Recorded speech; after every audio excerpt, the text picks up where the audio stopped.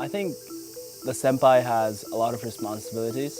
The biggest one is that we're here to give out something that we truly love to the Kohai, and we try our best to work on that and constantly test it out to see if it's going to be really valuable for the Kohai, if it's going to be at a level that is truly understandable. I feel like the role of the senpai is to be a friend, but with more experience.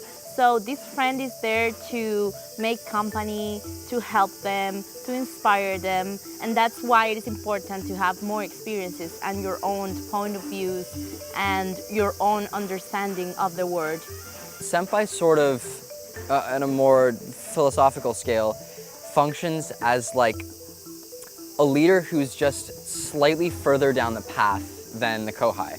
So you're not showing them the entire way, but you're showing them the direction that you're going in, showing them the path that you've taken up to that point and how you've gotten there, and using that as an example of a way that a Kohai could sort of explore their passion.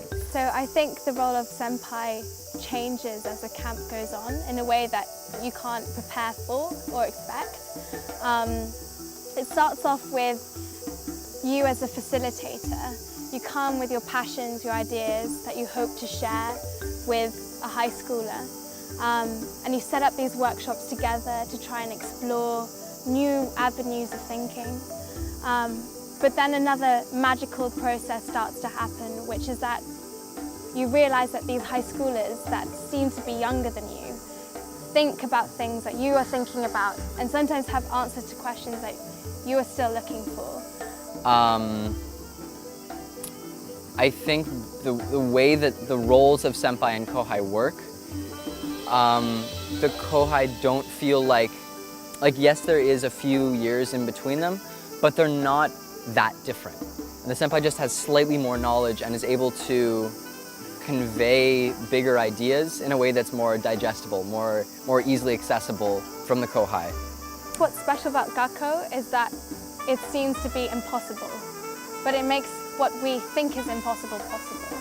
Whether that's a thought of exploring something that you never thought you'd do, or whether it's this idea of coming from all around the world to one place and finding a family of 70 people within a space of 2 weeks or less.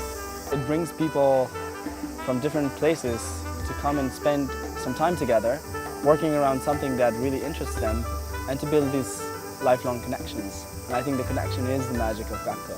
In 12 days, people build friendships that it's very hard for them to let go.